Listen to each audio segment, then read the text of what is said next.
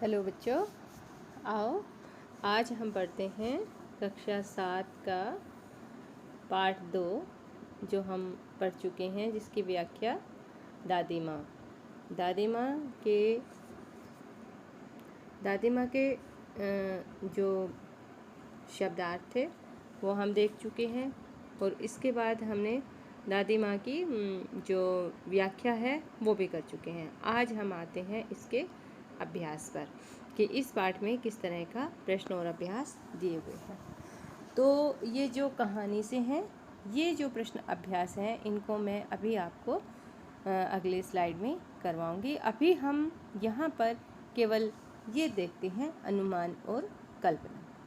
अनुमान और कल्पना में क्या बताया है? पहला क्वेश्चन, इस कहानी में कई बार ऋण लेने की बात आपने पढ़ी। ऋण लेना क्या होता है? किसी से उधार लेना, कर्जा लेना, पैसे लेना आदि। तो अनुमान लगाइए, किन किन पारिवारिक परिस्थितियों में गांव के लोगों को ऋण लेना पड़ता होगा और ये उन्हें कहाँ से मिलता होगा। बड़ों से बातचीत कर इस विषय में लिखिए। देखिए, अगर हम इन्होंने पूछा है कि गांव के लोगों को ऋण लेना किन किन पारिवारिक परिस्थितियों में पड़ता होगा। अगर हम गांव के परिवेश से संबंध रखते हैं तो हमें ये चीज़ें बहुत अच्छे से मालूम है कि हमें कब ऋण लेना पड़ता है, क्योंकि हम अपने परिवार को देखते हैं। जब कभी हमारी फसल अच्छी ना हो तो हमें ऋण लेना पड़ता है, या फिर हमें कोई ज़मीन जायदाद इत्यादि का कोई सौदा लेना हो तो वहाँ पे भी हम ऋण लेते हैं। अगली बात, विवाह शादी हो जिसमें ज़्यादा खर्च करना पड़े तो कई बार वहाँ पर भी ऋण लिया जाता है।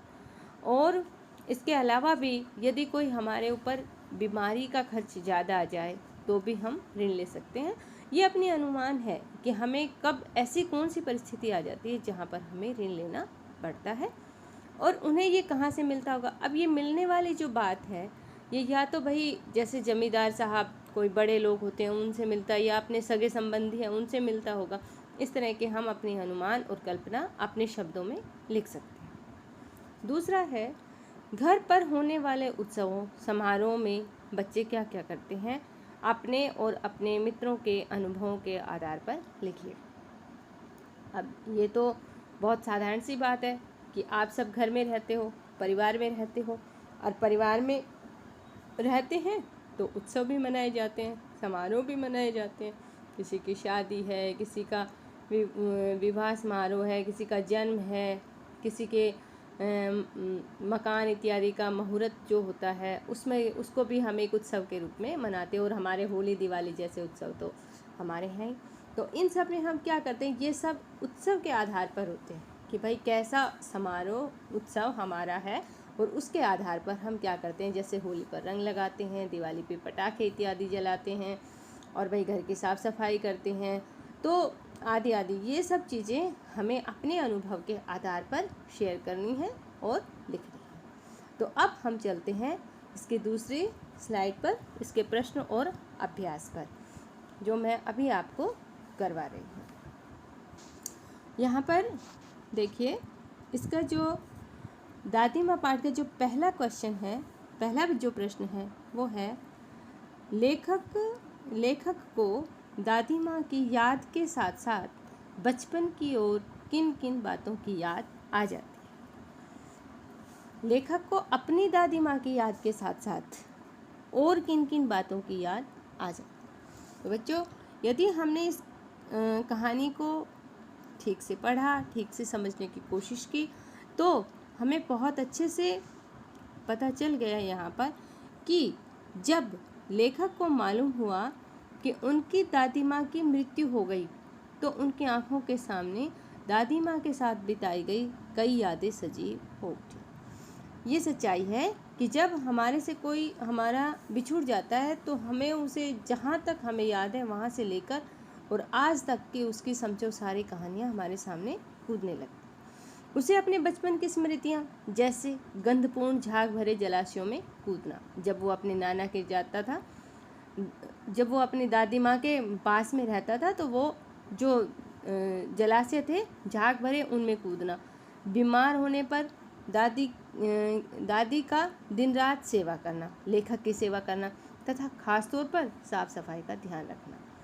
किशन भैया की शादी पर औरतों द्वारा किए जाने वाले गीत और अभिनय के समान बीमार लेखक का चादर ओढ़कर सोना और पकड़े जाने पर दादी माँ का उनका पक्ष लेना, साथ ही उसे रामी चाची की घटना भी याद आ जाती है जब दादी माँ ने उनकी आर्थिक मदद की।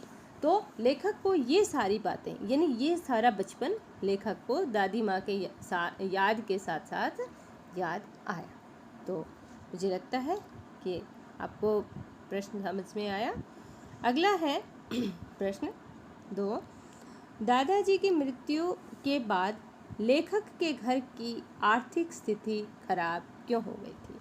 आर्थिक स्थिति होती है बच्चों कि पैसे से संबंधित कि भाई जब हमारे पास पैसा ना हो, गरीबी हो किसी कारणवश, उसको हम अर्थ से संबंधित जो चीज़ होती है उसको आर्थिक बोलते हैं। तो इसका उत्तर लिखते हैं कि दादाजी की मृत्यु के पश्चात लेखक के पिताजी व भैया ने धन का सही उपयोग नहीं किया था। धन तो था लेकिन उसका सही उपयोग नहीं किया था। गलत मित्रों की संगति में सारा धन नष्ट कर डाला। दादाजी के श्राद्ध पर भी दादी माँ के मना करने पर लेखक के पिताजी ने अपार संपत्ति खर्च की। फलस्वरूप उनके घर की आर्थिक स्थिति और बिगड़ गई। तो ये बच्चों इस क्वेश्चन में बताया कि उसकी आर्थिक स्थिति खराब क्यों हुई कि भाई उन्होंने गलत मित्रों की संगति में अपना सारा धन नष्ट कर दिया और मना करने पर भी पिताजी के श्राद्ध पर उन्होंने बहुत ज़्यादा धन खर्च कर दिया, इसलिए उनके घर की आर्थिक स्थिति बिगड़ गई। अगला हमारा क्वेश्चन है क्वेश्चन नंबर 3। दादी माँ के स्वभाव का कौन सा पक्ष आपको सबसे अच्छा लगता है और क्यों? देखो बच्चों, हर व्यक्ति का नेचर अलग होता है, उसमें अलग अलग तरह की क्वालिटी होती है। तो ये यहाँ पर लेखक ये सवाल कर रहा है कि कौन सा पक्ष आपको सबसे अच्छा लगा। तो इसके उत्तर में है कि दादी माँ का सेवा, संरक्षण, परोपकारी व सरल स्वभाव हमें सबसे अच्छा लगता है। दादी माँ मुँह से भले ही कड़वी थी, परंतु घर के सदस्यों तथा दूसरों की आर्थिक मदद के लिए हर समय तैयार रहती थी। आवश्यकता के समय दादाजी की अंतिम निशानी सोने का कंगन देकर उन्होंने घर वालों की मदद की। रामी चाची का कर्ज माफ़ कर उसे नकद रुपए भी दिए ताकि उसकी बेटी का विवाह निर्विघ्न संपन्न हो जाए। इन्हीं कारणों से ही वो दूसरों के मन को जीतने में सदा सफल है। तो दादी माँ का जो ये स्वभाव था ये हमें बहुत ही अच्छा लगा। अगला हमारा प्रश्न है कि आपने इस कहानी में महीनों के नाम पढ़ें, जैसे क्वार, आषाढ़, माघ। इन महीनों में मौसम कैसा रहता है लिखिए। तो क्वार का महीना, क्वार कार्तिक से पहले, कार्तिक लगभग के आसपास का है कि क्वार के महीने में क्या होता है, इस महीने में ना तो अधिक गर्मी और ना ही अधिक सर्दी होती है, अर्थात हल्की हल्की ठंड रहती है और आमतौर पर मौसम साफ रहता है। आषाढ़, वैसे ये मौसम वर्षा का होता है, परंतु इस महीने वर्षा न हो तो गर्मी बढ़ जाती है। सावन से पहले का महीना होता है आषाढ़। और माघ, इस महीने में अत्यधिक सर्दी होती है और भयंकर सर्दी से सभी का बुरा हाल होता है। अगला हमारा प्रश्न है, अपने अपने मौसम की अपनी अपनी बातें होती हैं। लेखक के कथन के अनुसार ये बताइए कि किस मौसम में कौन सी चीज़ें विशेष रूप से मिलती हैं। बिल्कुल सही बात है कि अपने अपने मौसम की अपनी अपनी बातें होती हैं। मौसम के अनुसार फल सब्जियां हमें मिलती हैं, जैसे क्वार के महीने में तरबूज, खरबूजे, फालसे और लीची मिलते हैं। ये गर्मी के कुछ महीने हैं। और आषाढ़ के महीने में आम, जामुन और खीरा मिलते हैं। तो इस तरह से हम कह सकते हैं, जैसे बहुत ज़्यादा सर्दी होती है तो मकई के भुट्टे हैं इत्यादि चीज़ें हमें मिलती है। माघ के महीने में अंगूर, केले, अमरूद और गुड़ मिलता है। जब सर्दी होती है तो हमें इस तरह की चीज़ें मिलती हैं। आगे है हमारा अगला क्वेश्चन है भाषा की बात। भाषा की बात को नीचे दी गई पंक्तियों पर ध्यान दीजिए।